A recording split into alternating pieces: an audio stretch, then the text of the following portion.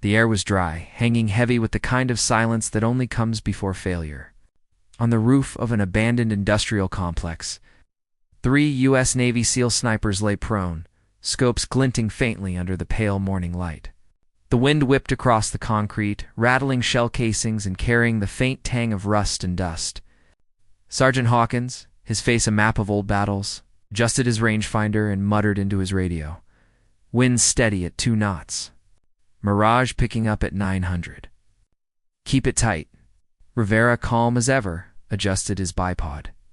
Gusting at 2.1. Reflection heats messing with the flight path. They fired. 3 rounds snapped through the cold air, slicing a clean path toward the distant steel target 1,200 meters away. The bullets struck dirt, nowhere near the mark. A ringing silence followed, heavier than any explosion. Cole, the youngest of the trio, groaned. "You've got to be kidding me." That was dead center. Hawkins cursed under his breath. Close doesn't count in this game. From the distance came the growl of an approaching truck. The team exchanged looks. Nobody had been told to expect reinforcements. The door creaked open, and out stepped a woman's civilian jacket over combat fatigues, soft armor beneath.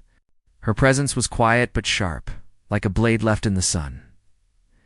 Chief Petty Officer Nikki Sable Winters. No introduction, no fanfare. She walked straight to the firing line, her calm eyes sweeping across the setup.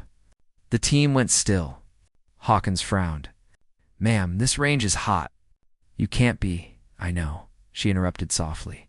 "I'm here to watch." Her voice wasn't loud, but it carried a weight that cut through the tension. She moved to the rifle, inspected the scope, and looked through it herself. "You're measuring surface wind," she murmured. "But the real drag's not here. There's a vertical shear between those warehouses. The bullets hit that shift and ride it off course." Rivera raised an eyebrow. "You can see that with the naked eye." Sable didn't answer.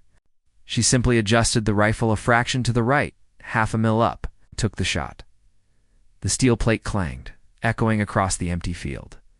No one spoke for a full 5 seconds. Then Cole whispered, "How?" Sable lowered the rifle, calm. "You measured what you could see. I measured what the bullets feel." Quan studied her. He'd been on missions across 3 continents, but there was something about the way she handled that rifle, like it was an extension of her pulse. "You with us, Winters?" She gave a small smile. "I'm here to help, if you'll let me." Later, inside the briefing tent, the team crowded around a map of the city. The target, a high-valued arms broker holed up in a decommissioned power station. Hostiles scattered across rooftops, civilians nearby. The window for engagement narrow. "We'll set up 3 overwatch positions," Hawkins said. "Engage on my mark. No room for crossfire." Sable leaned over the map, pointing to the north turbine. "That's your best channel. The air there moves like a tide, hot updrafts every 60 seconds.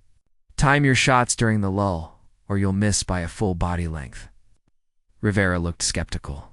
"You've fired through a turbine field before?" Sable nodded once. "Twice. Only the wind survived both times." No one laughed, but no one argued either. When night came, they moved. The team spread out across the ruins of the power station, ghosts in digital camo. Through her scope, Sable watched the heat shimmer off broken concrete. A child appeared in her sightline, small, barefoot, carrying a bucket. She exhaled slowly. "Hold fire," Hawkins whispered through comms. The boy vanished into the shadows. Sable shifted her crosshairs, eyes narrowing. The target stepped into view, tall, deliberate. Unaware that he was already inside her equation, Hawkins' voice came through. "On my mark," Sable counted the turbine pulses. 1, 2, 3, breath, heartbeat. "Trigger," she fired. The bullet sliced through the air, caught the brief updraft she'd predicted, and rode it clean into the man's chest. He dropped instantly. "Target down," Hawkins breathed. The team moved in. The op was clean, fast, surgical. No civilian casualties. When they regrouped at the field tent, the adrenaline hadn't worn off yet. Cole looked at her like he was seeing a ghost. "That shot, I didn't even see him clearly," Sable shrugged. "You don't need to see perfectly. You just need to understand what the air is telling you, Rivera smirked. And here I thought sniping was all math. Sable smiled faintly. It's math, but the kind that breathes. Later, she sat alone in the dim light of the barracks, writing in a small notebook. Her notes were precise angles, wind speeds, terrain shifts. A photo slipped out, her and another woman, both in uniform, laughing in front of a Humvee. The other woman's name tag, Red Reeves. Sable traced the photo's edge. The silence around her felt heavier than any gunshot. The next morning, the SEALs were back at the range. Sable stood with them, now one of the team. She walked them through the airflow around buildings, invisible rivers that bullets swam through. People think long-distance shooting is about perfection, she said, eyes on the horizon. It's not.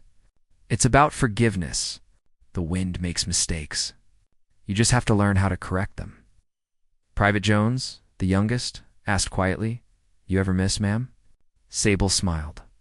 "Only when I stop listening." They trained through the afternoon, the clang of steel plates echoing across the field. Each shot landed closer to center, each breath steadier than the last. Hawkins watched her work, impressed despite himself. He handed her a coffee when they finally paused. "You ever think about teaching full-time? The brass would love your methods." Sable took a sip, eyes on the distant targets. "I teach where it matters. Out here?" Hawkins chuckled. "Fair enough." Weeks later, Sable stood before a new group of snipers inside a small training auditorium. On the screen behind her were slides of airflow patterns and bullet trajectories. She pointed to a diagram. Ballistics are numbers, but every shot you take lives inside an environment that moves. You have to think in seconds, not meters. You're not shooting at a target, you're shooting at time itself. Young sniper raised a hand. "How do you predict chaos?" Sable smiled. "You don't. You respect it." That night, she returned to the same range where it all began. The air was different, calmer now, cleaner. She set her rifle on the bipod, aimed at the steel plate 1,200 meters away, and waited. The wind shifted once, then twice. She exhaled. The rifle cracked. The plate rang, falling flat with perfect precision. Behind her, Hawkins clapped once. "Still teaching us how it's done, huh?" She lowered the rifle, a faint smile on her lips. "Always will."